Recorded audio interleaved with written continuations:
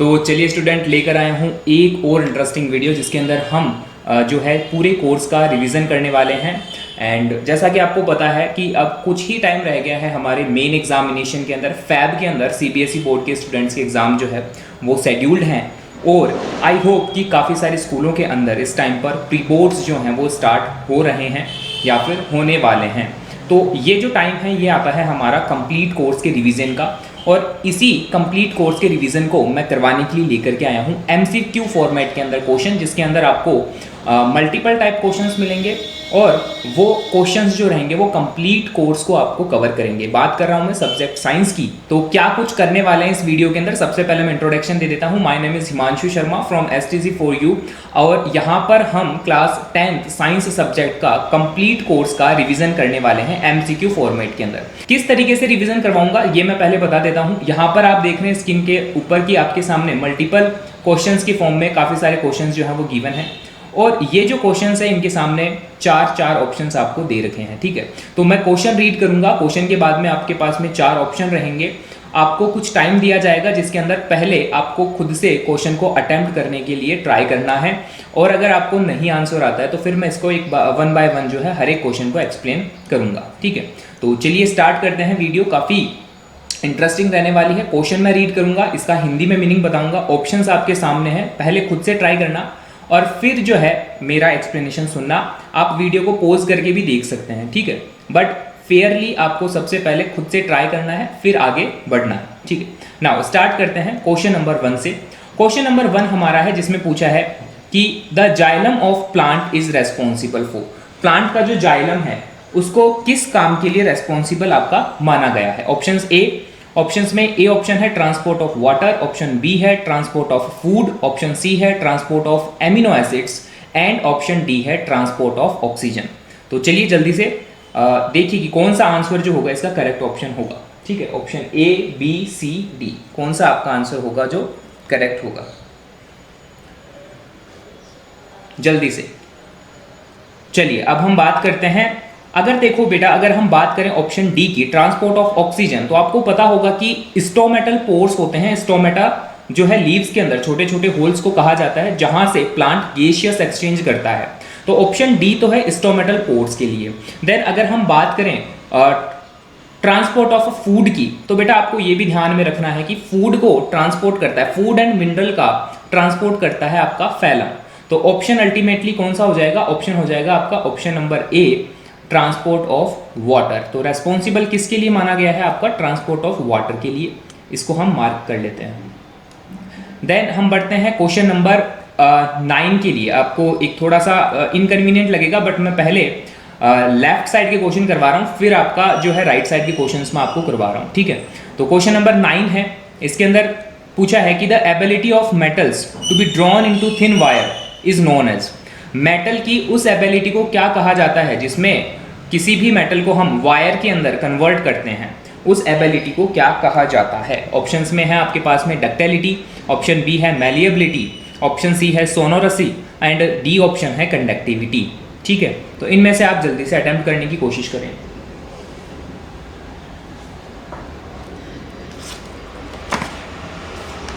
ठीक है, चलिए अब एक्सप्लेन करता हूं मैं। देखिए बेटा, कंडक्टिविटी होती है, मेटल्स जो है इलेक्ट्रिकल कंडक्टर है या गुड कंडक्टर है। कंडक्टिविटी 2 टाइप की हो सकती है, कंडक्टिविटी ऑफ हीट और कंडक्टिविटी ऑफ आपका इलेक्ट्रिसिटी। तो यहाँ पर ये जो है इसको हम ऑप्शन बी जो है, ऑप्शन डी जो है ये हमारा आंसर नहीं होगा। देन ऑप्शन सी जो है उसमें कहा गया है सोनोरसी। इसका मतलब होता है कि जब हम किसी मेटल को हिट करते हैं तो वो रिंगिंग साउंड प्रोड्यूस करता है। ये सोनोरस प्रॉपर्टी होती है मेटल्स की। तो ऑप्शन सी भी हमारा आंसर नहीं होगा। देन ऑप्शन बी में लिखा है मैलिएबिलिटी। मैलिएबिलिटी क्या होती है, जब हम किसी भी मेटल को हैमरिंग करते हैं, यानी कि उस पर हैमर से जो है बार बार मारते हैं, तो वो थिन शीट के अंदर जो है वो कन्वर्ट हो जाता है। इसको कहा जाता है आपका malleability. When we talk about ductility, तो डक्टिलिटी वह प्रॉपर्टी है मेटल की जिसमें अगर हम मेटल को खींचते हैं, ठीक है, तो वो थिन शीट के अंदर कन्वर्ट हो जाता है। तो अल्टीमेटली हमारा आंसर हो जाएगा, क्वेश्चन नंबर 9 का आंसर हो जाएगा आपका option number A, ductility. Now coming to the question number 2। Question number 2 के अंदर आपसे पूछा है क्वेश्चन नंबर सेकंड के अंदर आपसे पूछा है कि in which part of the alimentary canal food is finally digested. Alimentary canal के कौन से पार्ट में फूड जो है वो फाइनली डाइजेस्ट होता है। ऑप्शन है स्टमक, ऑप्शन बी है माउथ कैविटी, ऑप्शन सी है large intestine and option D small intestine. Attempt करने की कोशिश करो, अटेम्प्ट करने की कोशिश करो। देखिए, आपको एलिमेंट्री कैनाल का उस पार्ट का आपको नाम बताना है जहां पर फाइनल डाइजेशन होता है। क्वेश्चन को ध्यान से पढ़ना, डाइजेशन नहीं पूछ रहा है आपसे, फाइनल डाइजेशन पूछ रहा है। अगर हम डाइजेशन की बात करें तो बेटा डाइजेशन आपका स्टार्ट हो जाता है आपका माउथ कैविटी से। यहां पर आपने पढ़ा होगा कि कार्बोहाइड्रेट जो रहता है वो पार्शियली डाइजेस्ट किया जाता है सलाइवा के थ्रू, जो सैलिवरी अमाइलस से निकलता है। सैलिवरी अमाइलस एक हार्मोन है जो आपका सैलिवरी ग्लैंड से रिलीज होता है, जो कार्बोहाइड्रेट को पार्शियली डाइजेस्ट करता है माउथ में। ये आपकी स्टार्टिंग साइट है डाइजेशन की। बट आपसे फाइनल डाइजेशन साइट पूछी कि लास्ट में, सबसे लास्ट में फाइनली फूड कहाँ डाइजेस्ट होता है, तो इसका आंसर हो जाएगा बेटा आपका option number D. And I hope काफी सारे बच्चों ने ये ऑप्शन जो है ये ऑप्शन अटेम्प्ट भी किया होगा। स्मॉल इंटेस्टाइन वो जगह है जहां पर आपका कंप्लीट फूड का डाइजेशन हो जाता है। बेटा लार्ज इंटेस्टाइन में हम ये देखते हैं कि लार्ज इंटेस्टाइन में वाटर का एब्जॉर्प्शन होता है और कोई जो न्यूट्रिशियस सब्सटेंस बच जाता है उसका एब्जॉर्प्शन होता है। डाइजेशन की जो प्रोसेस है वो स्मॉल इंटेस्टाइन के अंदर ही कंप्लीट हो चुकी रहती है। तो ऑप्शन नंबर सी जो है इसका आंसर नहीं होगा। Then if you talk about question number 10, तो इसमें आपसे पूछा है which part of elementary canal receive bile from the liver. Bile juice यहां पर बात कर रहे हैं, तो एलिमेंट्री कैनाल का कौन सा वो पार्ट है जो लीवर से बाइल जूस रिसीव करता है, ठीक है ना। बाइल जूस का अगर मैं याद दिलाना चाहूं आपको, तो बाइल जूस रेस्पॉन्सिबल माना जाता है आपका फैट को डाइजेस्ट करने के लिए। लीवर के अंदर ये सिंथेसाइज होता है, देन गाल ब्लैडर के अंदर आपका स्टोर होता है, और गाल ब्लैडर से निकल करके ये एलिमेंट्री कैनाल के कौन से पार्ट में आता है, आपसे ये पूछा हुआ है। तो बेटा ऑप्शंस में आपके पास में है स्टमक, ऑप्शन बी है स्मॉल इंटेस्टाइन, ऑप्शन सी है large intestine and option D है आपका लीवर। ठीक है, तो देखो लीवर ऑप्शन तो होगा ही नहीं क्योंकि लीवर के अंदर तो सिंथेसाइज हुआ है बाइल जूस, तो यहां तो होगा ही नहीं। अब इसका सही आंसर होगा बेटा आपका स्मॉल इंटेस्टाइन। आई होप कि काफी सारे स्टूडेंट्स ने इस क्वेश्चन को भी अटेम्प्ट किया होगा। स्मॉल इंटेस्टाइन वो पार्ट है जहां पर गाल ब्लैडर से निकल करके एक डक्ट जो है वो स्मॉल इंटेस्टाइन में आती है और यहीं पर सबसे पहले बाइल जूस एलिमेंट्री कैनाल के अंदर एंटर करता है और फैट को इमल्सिफाइड करता है, यानी कि ब्रेक डाउन करता है फैट को। ठीक है, now if we talk about next question, question number आपका 3। क्वेश्चन नंबर 3 के अंदर आपसे पूछा है the movement of shoot towards light is. आपने इस क्वेश्चन में आपको बताना है कि जो शूट का मूवमेंट होता है, लाइट के कारण जो मूवमेंट होता है उसे हम क्या कहते हैं। ऑप्शन ए है जियोट्रोपिज्म, ऑप्शन बी है हाइड्रोट्रोपिज्म, ऑप्शन सी है chemotropism and the option D phototropism.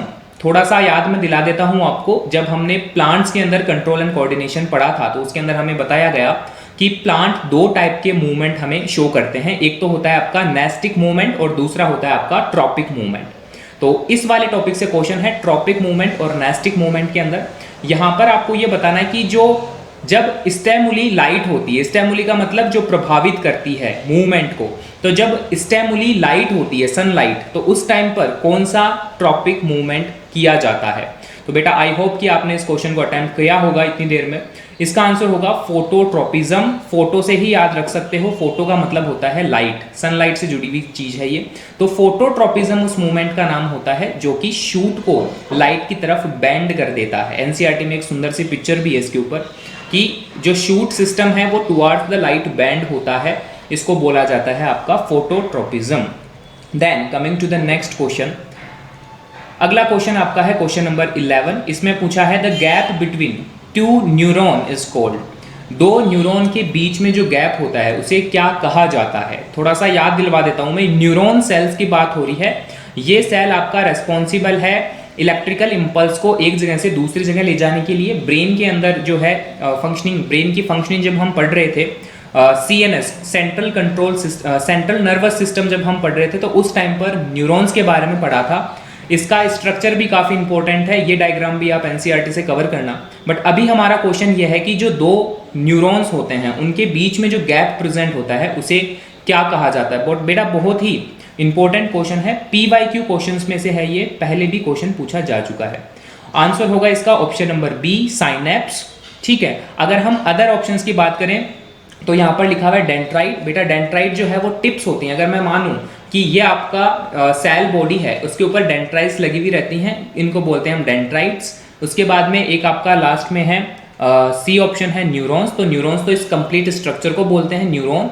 और डी ऑप्शन में आपका दे रखा है इम्पल्स, तो इम्पल्स बोला जाता है जो न्यूरॉन मैसेज को जिस फॉर्म में कन्वर्ट करता है, मैसेज को जिस फॉर्म में रखता है, उसको बोलते हैं हम इम्पल्स। ठीक है, साइनेप्स क्यों इंपॉर्टेंट है? साइनेप्स बेटा इसलिए इंपॉर्टेंट है क्योंकि ये जो है, जो दो न्यूरॉन होते हैं वो फिजिकली एक दूसरे के कांटेक्ट में नहीं रहते। ठीक है, इनके बीच में थोड़ा सा गैप रहता है जहां पर इलेक्ट्रिकल इंपल्स केमिकल फॉर्म में कन्वर्ट होते हैं, देन इस गैप को कवर करके आगे वाले न्यूरॉन्स पे जब जाते हैं तो वो फिर इलेक्ट्रिकल इंपल्स में कन्वर्ट हो जाते हैं। ठीक है, तो ये ऑप्शन रहा आपका साइनेप्स का। Then coming to the question number fourth question में आपसे पूछा है the brain is responsible for, brain किस काम के लिए रेस्पॉन्सिबल है? ऑप्शन ए थिंकिंग के लिए, option B balancing the body के लिए, ऑप्शन सी है regulating the heart beat, and option D all of these. तो इसको तो शायद आप आसानी से कर पाओगे कि ये सारे ही काम जो है हमारा ब्रेन करता है ना, सोच विचार करने का काम भी करता है, बॉडी को बैलेंस करने का भी काम करता है। सैरिबेलम आपने पढ़ा होगा, हिंड ब्रेन का एक पार्ट है आपका सैरिबेलम। और रेगुलेटिंग द हार्ट बीट, इसको भी ब्रेन ही हैंडल करता है। ये आपका एक इनवॉलंटरी एक्शन है जो है आपका मिड ब्रेन के द्वारा कंट्रोल किया जाता है। तो ऑल ऑफ दीज ऑप्शन है इसका करेक्ट ऑप्शन हो जाएगा। Then we talk about question number 12, which of the following is not associated with growth of plant? Growth of plant से जुड़ा हुआ इनमें से कौन सा ऑप्शन नहीं है? Oxygen, gibberellin, cytokinin and abscisic acid. अगर मैं आपको थोड़ा सा याद दिलाना चाहूँ तो हमने पढ़ा था कि प्लांट्स के अंदर 5 टाइप के हार्मोन्स होते हैं जिनको हम क्लासिफाई करके रखते हैं growth promoter and growth inhibitor. ऐसे हार्मोन्स जो ग्रोथ को प्रमोट करेंगे, प्लांट की ग्रोथ के लिए रेस्पॉन्सिबल माने जाएंगे, और कुछ ऐसे हार्मोन्स होते हैं जो आपका ग्रोथ के इनहिबिटर होते हैं, यानी कि ग्रोथ को रोकते हैं। तो टोटल 5 हार्मोन्स में से 3 हार्मोन्स ऐसे होते हैं जो ग्रोथ को प्रमोट करते हैं। कौन कौन से 3 हार्मोन्स है? पहला है आपका ऑक्सीन, दूसरा है जिबरलिन और तीसरा है आपका साइटोकिनिन। तो 3 ऑप्शन जो शुरुआत वाले हैं ये तो ग्रोथ प्रमोटर के हैं, ग्रोथ को प्रमोट करेंगे, बट क्वेश्चन में हमसे पूछ रखा है नॉट एसोसिएटेड विथ ग्रोथ, जो ग्रोथ नहीं करवाते। तो अपना आंसर हो जाएगा आपका ऑप्शन डी, एब्सिसिक एसिड। इसी के साथ में मैं दूसरे अगर हार्मोन का आपको नाम बताऊं जो कि ग्रोथ को इनहिबिट करता है, वो होता है आपका इथाइलिन।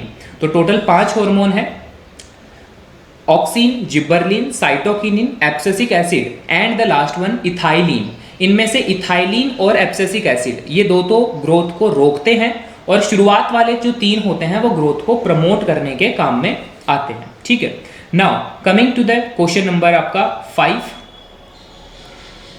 क्वेश्चन में आपसे पूछा है which one of the following material can not be use to make a lens? Lens बनाने के लिए इनमें से कौन सा मटेरियल काम में नहीं लिया जाता? ऑप्शंस में है option A water, option B glass, option C plastic and option D clay. NCERT का क्वेश्चन है ये, एक्सरसाइज का फर्स्ट क्वेश्चन है आई थिंक, चैप्टर नंबर आपका 10th का। तो बेटा यहाँ पर आपको दिख रहा है कि वाटर, ग्लास एंड प्लास्टिक ये सारे के सारे ट्रांसपेरेंट मटेरियल है जिनके अंदर से लाइट जो है अंदर से बाहर की तरफ आ जा सकती है, बट क्ले जो है वो ट्रांसपेरेंट नहीं है, इसके कारण क्ले से हम लेंस जो है वो नहीं बना सकते। ऑप्शन नंबर डी इसका आंसर हो जाएगा। Then coming to the question number 13, a full length image of distinct tall building can definitely be seen by using. इसमें आपको ये बताना है कि एक बड़ी सारी बिल्डिंग है, उस बिल्डिंग की कंप्लीट इमेज आपको कौन से मिरर के अंदर नजर आएगी? ऑप्शंस में है option number A concave mirror, option number B convex mirror, option C है plane mirror and option D है both concave as well as plane mirror. तो बेटा यहाँ पर थोड़ा सा आपको ऑप्शंस की तरफ ध्यान देना है। कॉनकेव मिरर्स जो होते हैं वो आपका मैग्नीफाइड इमेज आपका बड़ी साइज की इमेज बनाते हैं। ठीक है, तो अगर आपको एक टॉल बिल्डिंग को देखना है डिस्टिंक्टली यानी कि थोड़ी दूरी से, तो कॉन्वेक्स मिरर, कॉनकेव मिरर किसी काम के नहीं होंगे क्योंकि पूरी बिल्डिंग की इमेज उस मिरर के अंदर फिट नहीं बैठेगी। वहीं अगर हम बात करें प्लेन मिरर्स की, तो बेटा प्लेन मिरर्स जो होते हैं वो हमारे सेम साइज़ की इमेज बनाते हैं। इसलिए अगर हमें सेम साइज़ की इमेज बनानी है तो या तो मिरर को काफ़ी ज़्यादा दूर रखना पड़ेगा बिल्डिंग से, तब जाकर के बिल्डिंग की पूरी इमेज मिरर के अंदर बनेगी, या फिर हमें एक बहुत बड़ा मिरर जो है वो यूज़ में लेना पड़ेगा।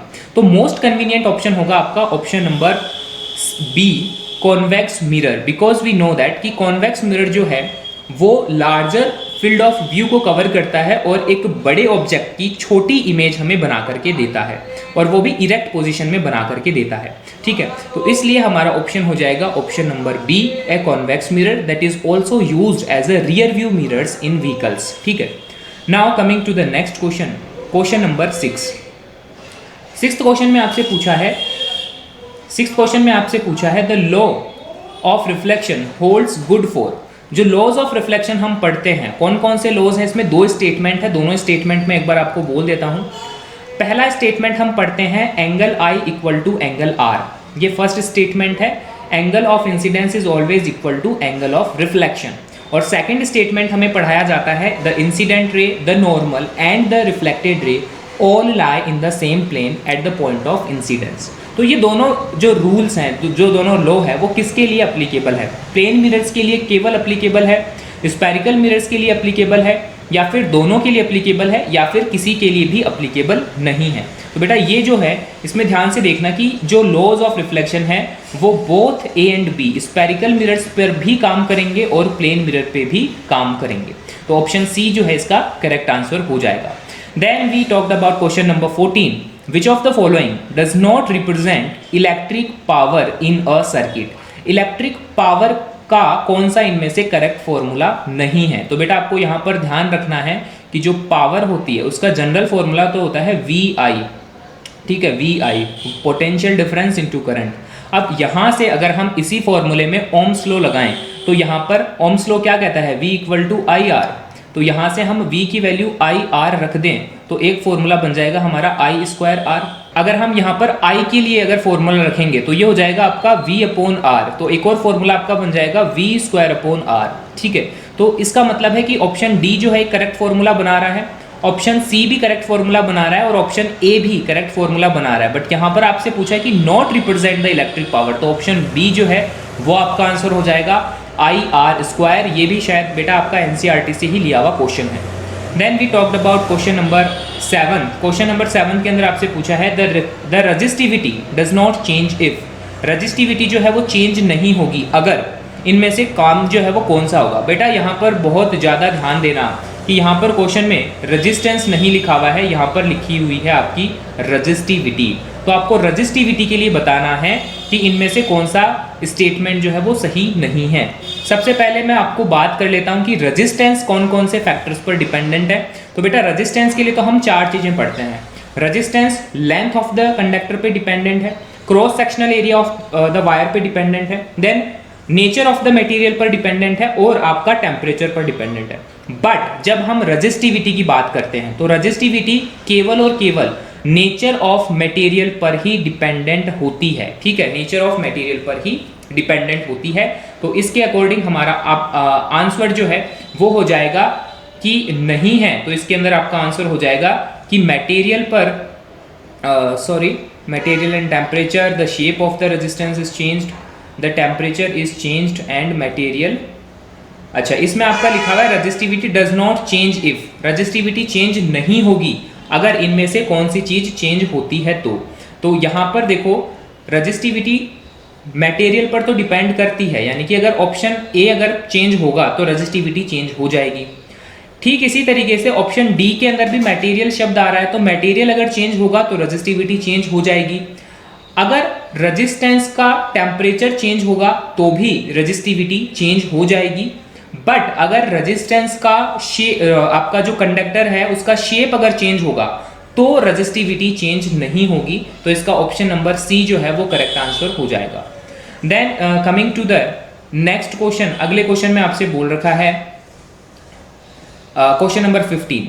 क्वेश्चन नंबर 15 में आपसे कहा गया है unit of electric power may also be expressed as. Electric power को हम इस तरीके से भी लिख सकते हैं, वोल्ट एम्पियर की फॉर्म में, किलोवाट आवर की फॉर्म में वॉट सेकंड की फॉर्म में या फिर जूल सेकंड की फॉर्म में। तो बेटा पावर का क्या फॉर्मूला है? पावर का फॉर्मूला है वी आई। अब V क्या रिप्रेजेंट करता है? पोटेंशियल डिफरेंस को, जिसका जो यूनिट होती है वो होती है आपकी वोल्ट, और I जो है ये रिप्रेजेंट करता है इलेक्ट्रिकल करंट को, और इलेक्ट्रिकल करंट की ऐसा यूनिट होती है आपका एम्पियर। तो आपका इलेक्ट्रिक पावर की यूनिट क्या बन गई? Volt into ampere. तो ऑप्शन नंबर ए जो है वो इसका करेक्ट आंसर हो जाएगा। ठीक है, now talking about question number 8। Question number 8 में आपसे कहा गया है magnetic field around a straight current carrying wire has. किसी भी स्ट्रेट करंट कैरिंग वायर के सराउंडिंग में इसकी मैग्नेटिक फील्ड किस पैटर्न में आपको नजर आएगी? कोसेंट्रिकल सर्कुलर फॉर्म में, क्लोज्ड लूप की फॉर्म में, इलेक्ट्रिकल कर्व्स की फॉर्म में, या फिर नन ऑफ दीज में। तो बेटा ये क्वेश्चन भी एक आपका इंपॉर्टेंट क्वेश्चन के अंदर आप मार्क कर लेना कि आपको पूछा है स्ट्रेट करंट कैरिंग वायर है उसके अराउंड कैसी नजर आएगी। एनसीईआरटी के अंदर एक एक्टिविटी है जिसके अंदर आपको अगर पिक्चर ध्यान में आ रखी हो तो वायर के अलोंग हम एक कार्डबोर्ड शीट लगा देते हैं कुछ इस तरीके से, जिसके अंदर वायर ऊपर की तरफ जा रहा है और शीट यहाँ पर लगी हुई है, और इस शीट पर हम आयरन फिलिंग जो है वो ऊपर से डालते हैं। जब हम करंट पास करवाते हैं वायर के अंदर से तो ये आयरन फिलिंग्स एक कोसेंट्रिक सर्कुलर पैटर्न के अंदर अरेंज हो जाती है। ठीक है, और वो पैटर्न हमें बताता है कि किसी भी स्ट्रेट करंट कैरिंग वायर के अराउंड चारों तरफ किस टाइप से इलेक्ट्रिक फील्ड बनती है। तो इस एक्टिविटी से हमारा आंसर जो है हम ऑप्ट करेंगे कि कोसेंट्रिक सर्कुलर फॉर्म्स में जो है हमारी मैग्नेटिक फील्ड जो है वो अरेंज होती है। अगर मैं बात करूं ऑप्शन बी की जिसमें लिखा हुआ है क्लोज्ड लूप्स, तो बेटा यहां पर आपको याद रखना है जो बार मैग्नेट्स होते हैं उनके दोनों टर्मिनल्स पर क्लोज्ड लूप की फॉर्म में जो है मैग्नेटिक फील्ड बनती है। इसके अलावा आपका जो सोलेनॉइड होता है, सोलेनॉइड के अंदर आपका क्लोज्ड लूप पैटर्न के अंदर मैग्नेटिक फील्ड बनती है। ठीक है, इलेक्ट्रिकल कर्व्स के अंदर किसी में भी नहीं बनती, तो ऑप्शन नंबर इसका ए जो है वो करेक्ट आंसर हो जाएगा। ठीक है ना, अब क्वेश्चन नंबर 16 जो है वो हम अपकमिंग वीडियो के अंदर डिस्कस करेंगे। आई होप ये वीडियो आपको काफ़ी अच्छी लगी होगी। इन केस आपको अगर ये वीडियो थोड़ी सी ठीक लगी है तो कमेंट में जरूर एक बार मेंशन करना कि सर इसके नेक्स्ट पार्ट भी आप लेकर के आओ, बिकॉज आपका फीडबैक बहुत इंपॉर्टेंट रहता है कि हमें किस डायरेक्शन के अंदर वीडियोस बनानी है। तो अगर आपको इस टाइप की वीडियोस और चाहिए तो कमेंट में जरूर मेंशन करना कि इस टाइप की वीडियोस आप और लेकर के आओ, ताकि आपका जो है वो रिवीजन मैं इस तरीके से करवा सकूं। अगर आपको ये पैटर्न पसंद नहीं आ रहा है तो वहां पर आप कमेंट में बोल सकते हो कि सर इस टाइप की वीडियो हमें हेल्प नहीं करेगी। ठीक है, आई होप आपका फीडबैक जो है वो जरूर आएगा। ठीक है, इसी उम्मीद के साथ में आज की वीडियो को हम यहीं खत्म करते हैं। अगर आपका फीडबैक रेस्पॉन्सिव आता है, अच्छा आता है, तो मैं इसकी नेक्स्ट पार्ट भी लेकर के आऊंगा जिसके अंदर और क्वेश्चंस जो है हम डिस्कस करेंगे। ठीक है।